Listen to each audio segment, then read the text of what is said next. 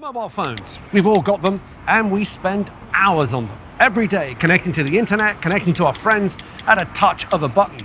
Now, there's no doubt that they've changed things forever, but they've also opened up our lives to criminals. And because most people in the UK spend over 4 hours every day looking at their phones, there's really no escape. You have just transferred £20,000 to some complete strangers. I'm Alexis Conrad, and I've been reporting on scams for nearly 15 years. In this film, I'm going to show you how criminals targeting us through our mobile phones are contributing to a massive rise in fraud, costing us around £7 billion per year. So the total amount I sent was just over 8,100. I'll expose the scammers' dirty tricks. We're going to target DHL's website today. Okay, there's a big skull with a big red alert on there. I'm already starting to feel a bit uncomfortable.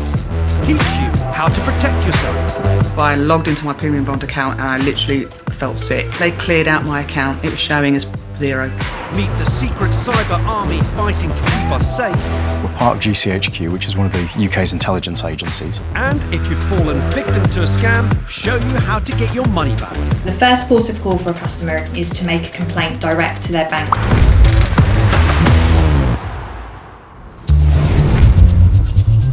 Fraud accounts for nearly 40% of all UK crime, and it's rising, unlike almost all other types of offence. Mobile phone scams play a big part. 8 out of 10 people in the UK have been targeted in the last year.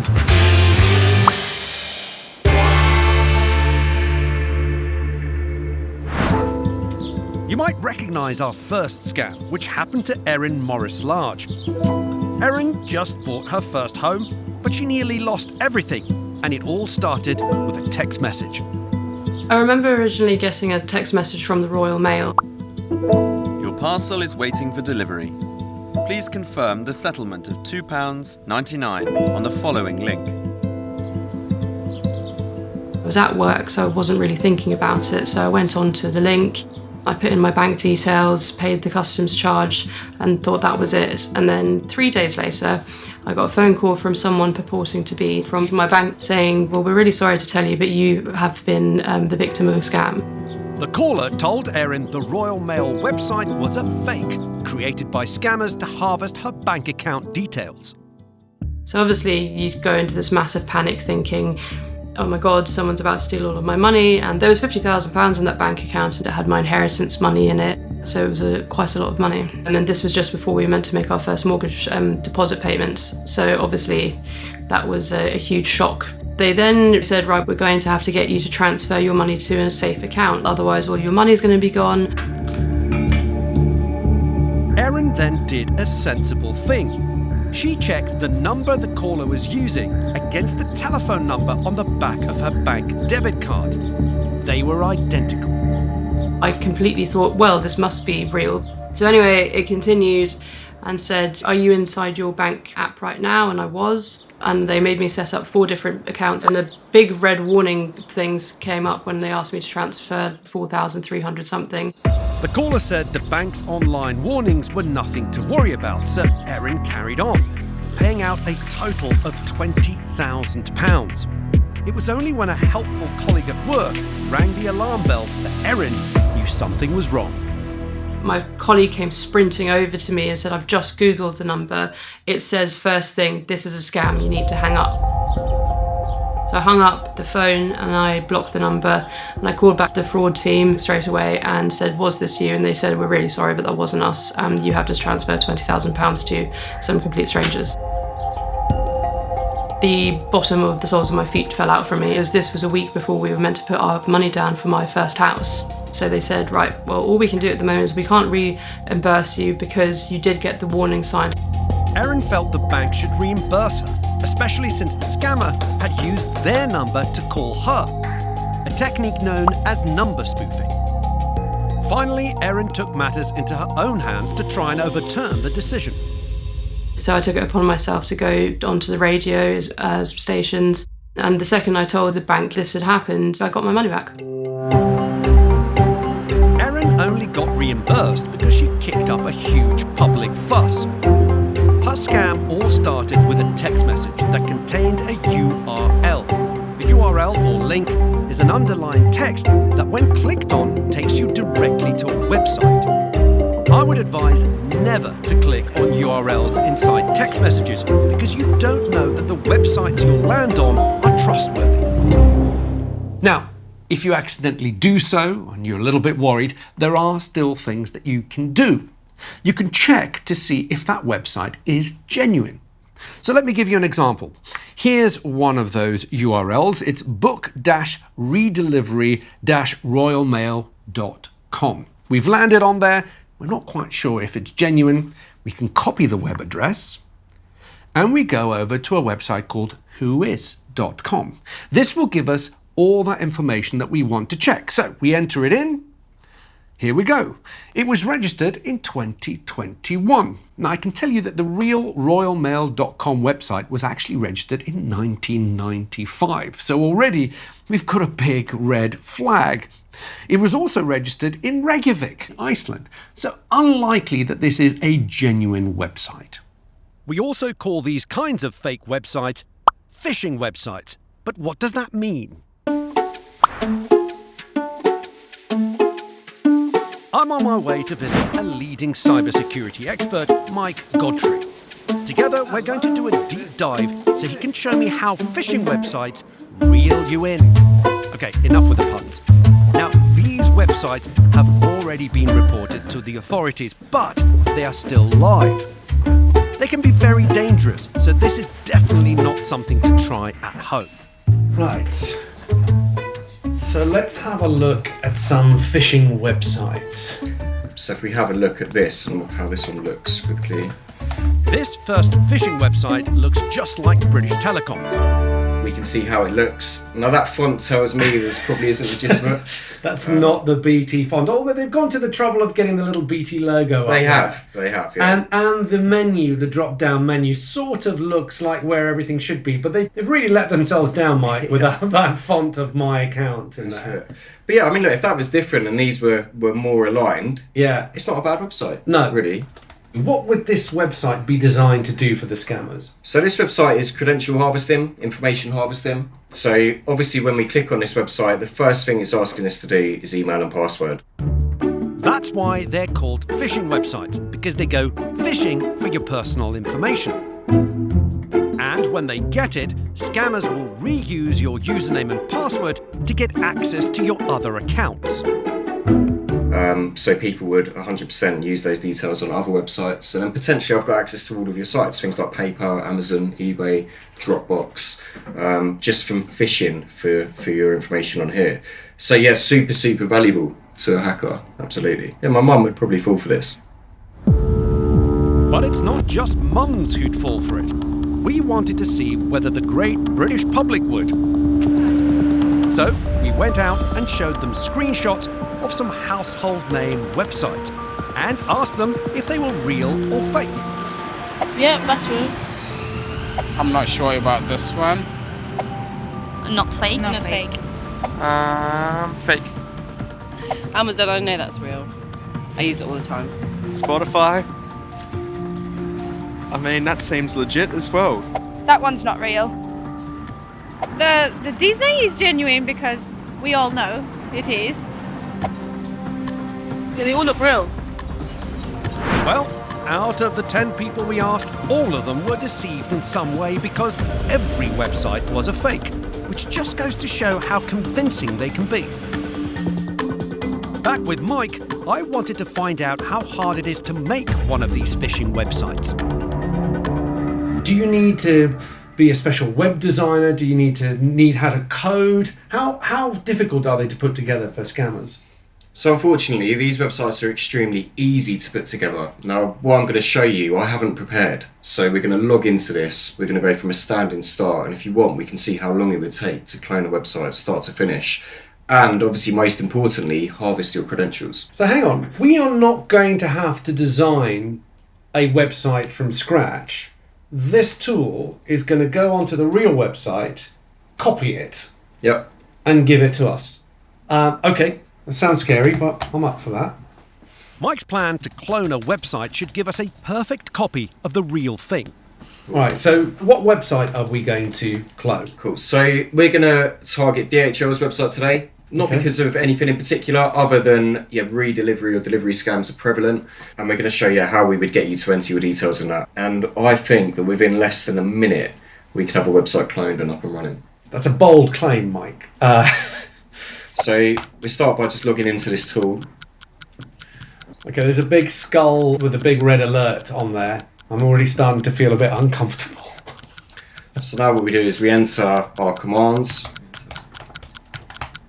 Just to make sure we're not doing anything illegal. No, we're doing nothing illegal at all. So none of this is leaving my network. So in a sense, we've gone over to the other side right now. We are from the scammers' side to see what they see, do what they do in order to get our details. Absolutely. Okay, well this is a first for me.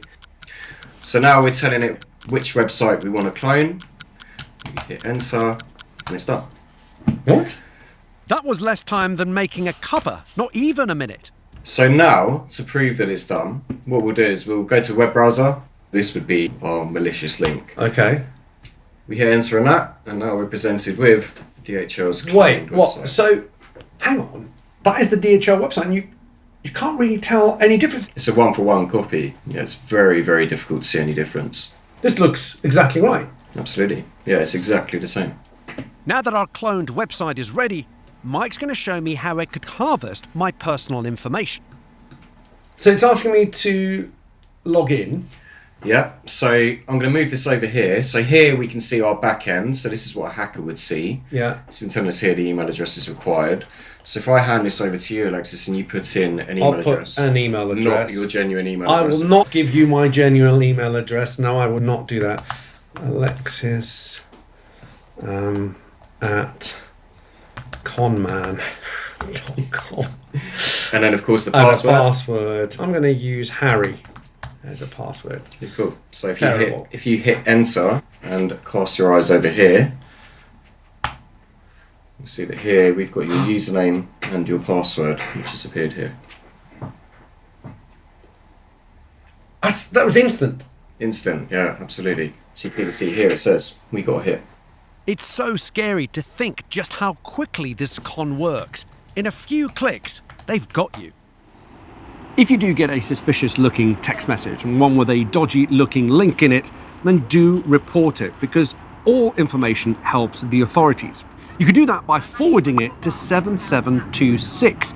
Now that spells spam on your numeric keyboard. The number is free to use and it's available on all UK networks. So what happens when you forward a suspicious text message to 7726? Well, it ends up here at the National Cybersecurity Centre, or NCSC. Ian. Nice to see you. Thanks so much for having us Pleasure. here. I really appreciate it. Ian, what does the NCSC do? We're part of GCHQ, which is one of the UK's intelligence agencies, and our job's to make the UK the safest place to live and work online. So that's everything from top secret military intelligence stuff down to people's everyday lives. You do rely on the public to report suspicious text messages through the 7726 forwarding service. So talk us through that. How does that service work? When we get that information, that link, we'll go follow it, we'll see what it is. If it's dodgy, we'll go to the provider that's hosting it and ask them to take it down. On average, we take down about 5,000 scams a year, where 7726 is the first time we ever hear about it. So as soon as you tell us, we'll do our best to take it down. Well, those companies, can they just say, well, we're going to leave it up anyway? They can. And when they do that, we publish a report every year that says this is how our takedown service works. And these are the hosters that did really well in taking stuff down. And these are the hosters that did really badly. Right. And we just publish it. So it's a reputational issue. You don't want to be the hosting company that hosts the most phishing websites. You do not want to be the fishiest hoster. Do you ever get close to the people who are running the phishing websites? All the stuff that we get, we work with law enforcement to see if it's possible to do interdictions on the people behind it. Because one thing we've learned over the last few years is criminals will go where the money is. We'll make it much harder for them to attack the UK full stop. I'm Alexis Conran, and I'm investigating mobile phone scams. That one's not real. There are many kinds. Some are just plain silly. Hey, It's Michael Jackson. I'm not really dead. Can you send me £600 so I can fly back to the United States? Hey, it's Lady Gaga. I need £145 to continue working on my new song. Hello, I am UK government. You need to pay £1,500 gift card to me, or you go under the rest. Others are much more convincing. Walk on, that's it. This is Mitch Ward. Steady, steady, that's good, steady. He is the last person on earth you'd expect to get scammed. The irony of all of this was that I was a police officer who would go round and tell people, be careful of scams. Mitch is retired from the police force now, so he has a bit more time for his favourite hobby, training horses. But if he can fall for a scammer's dirty tricks, anyone can.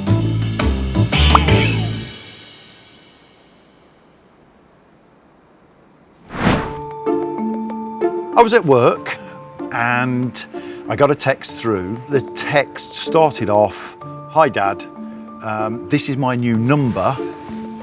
Can you please delete the other number and use this one?" And I thought nothing of it. It looked like it was from my son. My son is mid-20s. He lives on his own. He's all independent himself and everything like that, so he works. Great lad. We do have regular contact, but again, in this modern world, we tend to do it over the phone or even texts and WhatsApp. I knew that he told me that he had been to a doctor's, but he didn't tell me what he went to a doctor's for. Half an hour later, there was another text that came through. Dad, I've lost my card. Can you pay for some medical treatment that I've had? He said, "Look, try and ring me, and I can talk to you about it." So I rang the number that was on the WhatsApp, tried to ring it, and it had some sort of feedback, some white noise that you get, and you couldn't hear anything. They then sent a text saying, "I'm having difficulties with my phone. I can't hear you. Can you hear me?" So at this stage, I'm thinking, yeah, I've just had this call. I couldn't hear him, he couldn't hear me, and that sort of thing. So we went on about some of the payments. So the total amount I sent was just over 8,100. I just thought, I'm helping my son out here and he can then just pay me back when he gets it. That's fine, that's not a problem. Mitch sent the money in 6 separate payments, but it was only when one of them was returned to him from a completely different account that he grew suspicious. I then called the bank and said, "Look, can you explain? Is there a problem?" The first reaction that they got once I'd told them that it was sent via WhatsApp was, "Oh yes, this is happening a lot and we know of this scam." The person on the other end of the text messages was a fraudster and had been impersonating Mitch's son all along, tricking him into sending the money. There never were any medical bills, and it all went to the scammer. Mitch's real son never even lost his phone. I was gutted with myself because I'd been conned, but also I really felt for my wife. To see her face was just really disappointing because I'd done it. It was me who'd done it. That was the problem, and that's the last thing I'd ever want to hurt her. That money was going towards our honeymoon. So we haven't been. So I'm working, obviously, even though I'd retired there. I am now working, and I've got to make that money back up. So instead of relaxing and sort of taking it easy and being able to do what I'd like to do now, I'm going to work hard for it, and I'll get that money back. Unfortunately for Mitch, his bank only gave him back half the money. And although they promised to send him a letter explaining their reasons why, Mitch says it never arrived. These kinds of scams are now very common. In the last 3 months of 2021, the number of reports quadrupled. get a text message and you think it might be an impersonation scam, like a Dear Dad scam, then stop and think, is this likely? Next, try and get hold of this person on the phone to speak to them directly. Maybe even use a different number that you know that they're on. Now, if you're getting replies saying, sorry, I can't speak on the phone, I can only communicate by text, then be very, very suspicious. Another thing you can do is dial 159 from your phone. This will give you the option to be put through to your own bank's fraud department. Tell them what happened, and they should be able to help. But what happens if it's too late and you've already sent money to a scammer? How do you get your money back?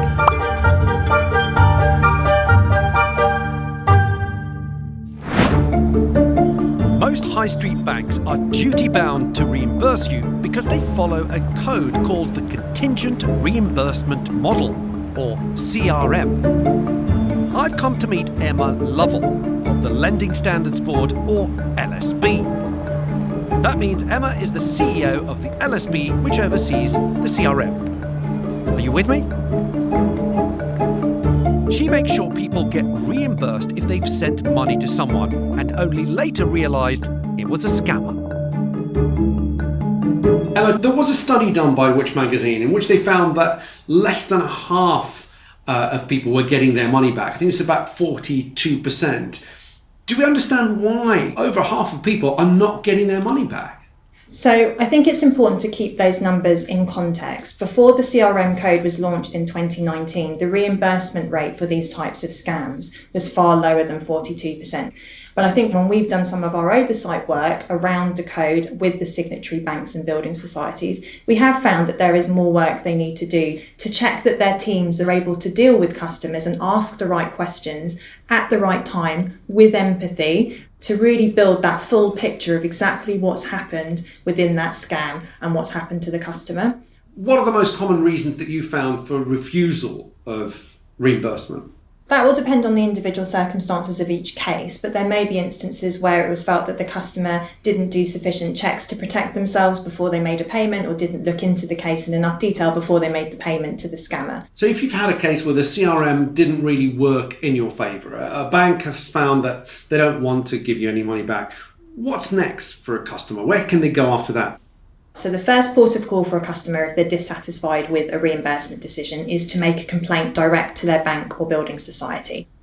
If they've made that complaint and they're still not satisfied, they can take their case to the Financial Ombudsman Service, who will look into the complaint in more detail. Emma talked about checks that bank customers can do to protect themselves before making a transaction. One of the most important ways to do this is with a confirmation of payee system. So let me give you an example. If you go onto your internet banking, and let's say I want to send money to Nick, our cameraman. Okay, so I'm going to put in his name, Nick, there, and I'm going to make up a account number. So let's go for this, and a sort code. Okay, these are not his account number and sort code. And let's say I try and send some money, I get a warning saying that there is no match. So that's a big red flag if you're trying to send money to someone and you don't have a match of their name, account number, and sort code. Now, the only flaw with this scheme is that both banks need to be a part of it. The bank that's sending the money and the bank that's receiving the money. And scammers have wised up to this, and they're using banks that are not part of the confirmation of payee scheme. And what happens if you try and send money to them is that your bank will tell you, we cannot confirm the details of the person that you're trying to send money to. And that should be a big red flag to you, because you may be sending money to a scammer. But what about the criminals behind the scams? Who's going after them?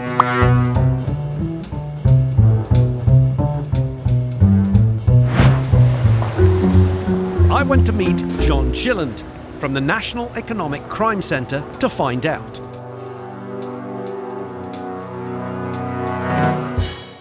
What is law enforcement doing to stop these SMS scam messages, to find these people, stop them, and bring them to justice? We are, as a system, catching people involved in smishing. We've had a really good run of arrests, particularly by DCPCU recently. What's been really interesting in that is with their most recent arrest, All of them were males in their young 20s. These are the scammers John is talking about. Tay Gallagher, 21, from London, was sentenced to just over 4 years for tricking people into providing their bank details to receive a non-existent vaccine. Thomas Proudfoot, also 21, from Surrey, was sentenced to 4 years and 8 months after he sent scam text messages that offered victims fake COVID-19 grants.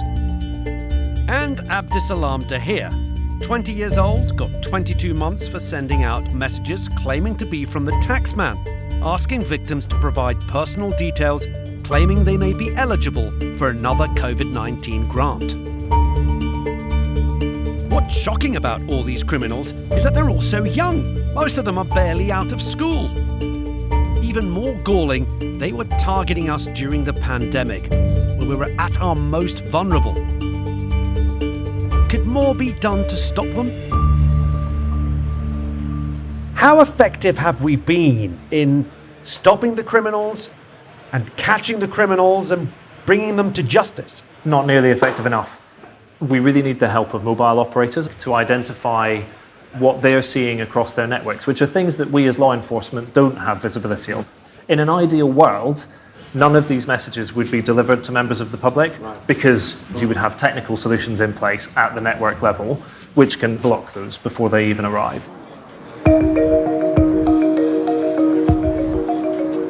We've been investigating the mobile phone scams criminals use to con innocent people out of their hard-earned cash.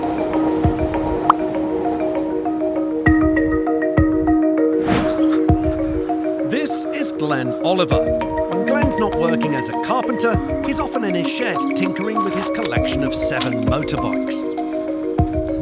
Glenn was a victim of a scam that started off with an unexpected call from a person saying they were from his bank's fraud department. Glenn didn't believe them until the caller did something to change his mind. And they said, well, we'll send you a message through that you're talking to our fraud squad. The text message that came through was very convincing because the message came through the text number on their thread. Just said, "This is just a confirmation text message. You are talking to our fraud team." I've had messages from my bank before, and they've usually been, saying if you're going to go overdrawn or stuff like that, but it's always on the same thread. So I was convinced that I was talking to my bank. The caller, who had stayed on the line, then said that all of Glenn's money, some £3,600, was at risk, and he needed to move it to a new account that he could set up himself online. I was feeling very anxious because that was money I put aside to have my teeth replaced. Some years ago I had a car accident. I got hit from behind in my sports car at 70 miles an hour and spun me right round. I actually bent the steering wheel 3 inches by holding onto it, and lovely white teeth falling out overnight. I haven't got any teeth at the moment and it was due to pay for that. Glenn was told he needed to act quickly to keep his money safe, so he went ahead and moved it into the new account given to him by the caller. When I'd spoke to them and I'd made all the transfers and that, and they just sort of basically wished me a good weekend and everything else, like a bank would speak to. I'd never had any idea that I was scammed until the next day when my bank phoned me and said there'd been fraud committed on my account. This time, it was the real bank calling, having noticed Glenn's suspicious transaction. The real bank told Glenn that the previous call and the text message had been from scammers, even though the text had come from the bank's official texting number. They knew how much had gone and they knew where it had gone, but because I'd had been a victim of identity fraud before, they decided that they wasn't going to pay me back. I feel a bit annoyed because I've been with my bank for 37 years and I just felt like I wasn't a valued customer at all. Glenn's now taken his case to the Financial Ombudsman and is hoping for a full reimbursement. Now, if like Glenn, you've ever received a fake or spoofed text message that looks like it comes from your bank, you might be wondering where does it come from? Is it a bunch of criminals sitting down in a darkened room with very sore thumbs, texting loads and loads of numbers? Well, the chances are a text message that you've received has come from a machine like this. This is what's called a SIM farm or a SIM bank. It's a machine that costs several £100s. It's usually available in China, but we were able to buy one on an auction website here in the UK. Now, it's important to say that these machines are not illegal. Genuine, legitimate businesses use them to contact their customers. Now, basically what it is, it's a bunch of 32 modems, which each take a SIM card. Now, these modems are able to connect that SIM card to a mobile network. Now, you connect the machine to your PC with some freely available to download software. You type in your message, you feed it a bunch of numbers, and hey presto, it just starts sending out text messages. Now, according to the manufacturer, it says that each of these modems can send 10,000 text messages per hour. Now, do the math. 32 of them, that's 320,000 text messages per hour. And in a 24-hour period, this machine is capable of sending out 7,680,000 text messages. Now, if they're all scam text messages, that's pretty scary stuff. However, help is at hand. The mobile networks have a new way to stop scammers from sending text messages that appear to come from companies such as your bank. Daria Betty works for the Mobile Ecosystems Forum, a global trade body for the mobile communications industry. Now, the solutions that the Mobile Ecosystem Forum provides to the industry in UK and other countries is the SMS Sender ID Protection Registry. The Sender ID Protection Registry is actually a very simple idea. It's basically just a list of official numbers that companies or banks use for texting. This list is shared with the mobile networks, who can then block anyone who tries to imitate the official texting numbers. We have 34 companies that use the services. RBS, Santander, Nationwide, Barclays, HSBC. One bank, one famous bank, has reduced the overall loss to fraudsters, let's say, by 70%. Clearly, there are things that companies can do to protect their customers. And one of the leading campaigners urging businesses to do more is the consumer magazine Which. I've come to meet them to find out how their crusade is going. Adam, I know that Which have been looking at scam messages for a very long time, and you've come up with a guide, your SMS Best Practice Guide. Tell us a bit about that. Businesses have a huge responsibility in how they can responsibly use text messages. So we introduced a code which covers some really essential stuff, like actually, first and foremost, do you really need to send that text message in the first place? Is there a better channel, a better vehicle for delivering that message to your customer? And then the really important thing there is actually the information included in the text message as well. And things like phone numbers and links are two really big issues that our code does touch on and say actually businesses need to not include them as much as possible, because that's the scammer's sort of signature in a lot of these text scams, is they'll include a hyperlink to a dodgy website that will look to defraud you, or a phone number which doesn't go through to the business that you expect to speak to. Adam, how many businesses have signed up to your guide? We've got a couple of big banks in TSB and Barclays, and two big delivery firms as well, DPD and Hermes, and we've got the industry bodies around them as well, so the delivery companies industry body, the banking industry body, and Consumers International are behind it as well. What do you think needs to be done to get more companies to sign up to your SMS Best Practice Guide? More pressure. Ultimately, people are losing money here. They're losing their lifetime savings. They're losing their personal information. And clearly more could be done to take this seriously. I think that's the next step. I'm Alexis Conrad, and I've been looking into the scourge of mobile phone scams. Maybe you've seen this trick that reached Sharon Fowler from Buckinghamshire.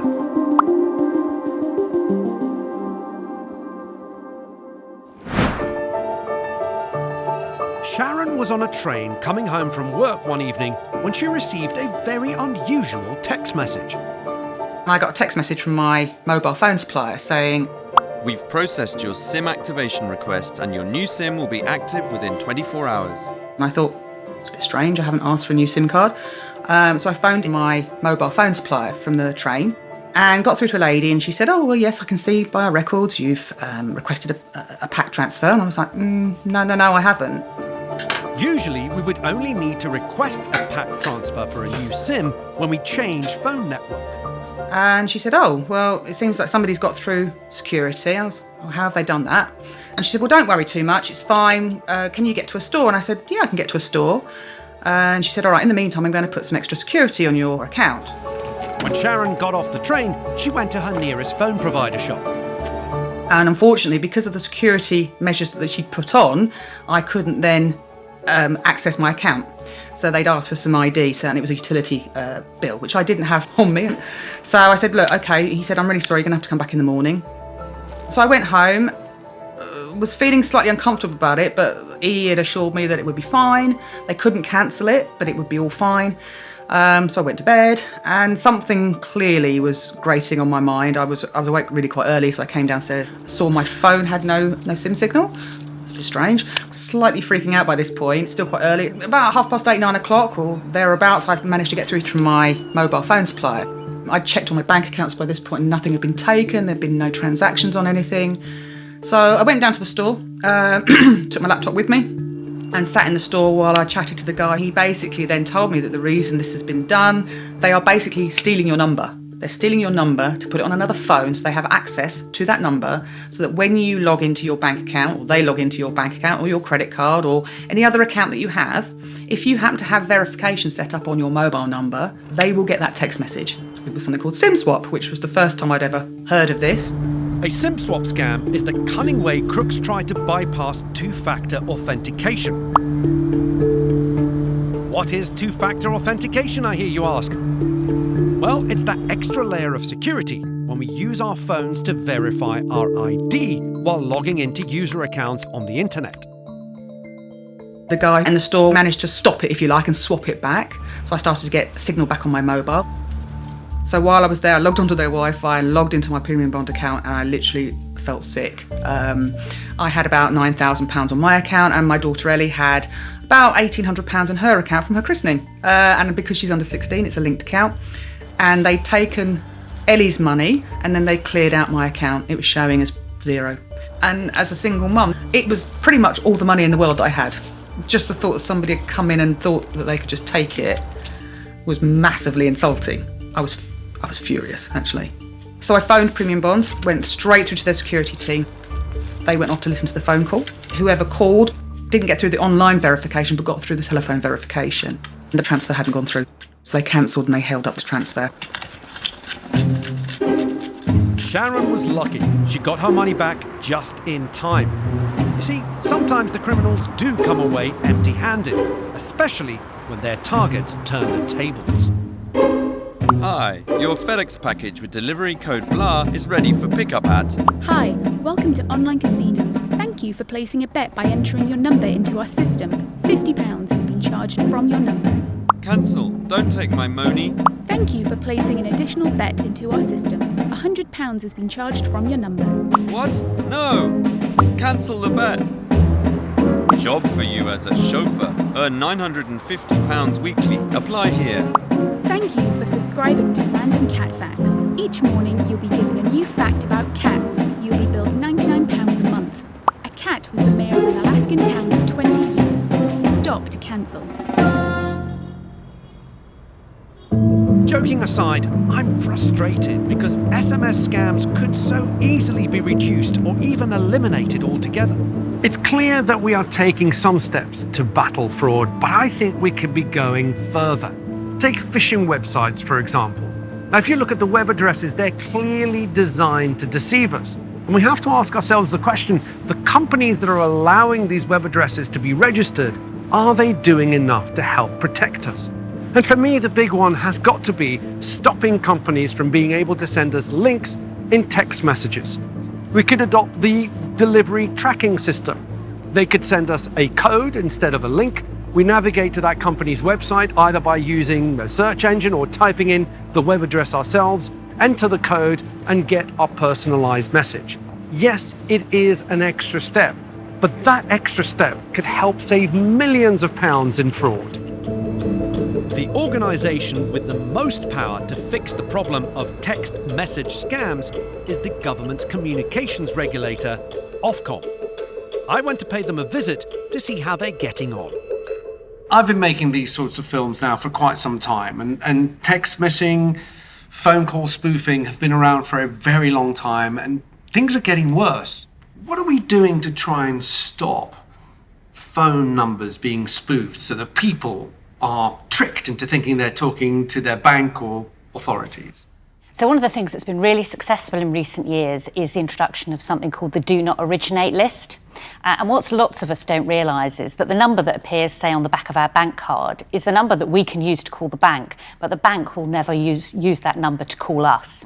So by collecting a list, a registry of those numbers and sharing them with telephone companies can automatically block those numbers because they know they must be scams, and they can just stop those getting through to customers. But there are other things that we can do, asking telephone companies to block other kinds of things that we know are very likely to be scam calls. So a good example of that is a call that the telephone company knows is originating from overseas, not from the UK, but which appears to have a UK number. Right. We find that those are increasingly now a really common source of scams. So that's the next thing that we're asking telephone companies to block.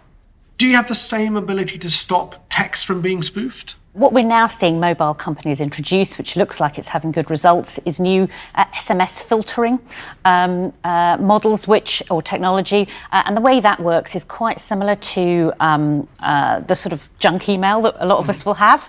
So effectively, it's using technology to scan the content of a text and identify certain phrases or words or patterns which mean it's more likely to be a scam text, and obviously then diverting that away from people's inboxes so that they're less likely to see it.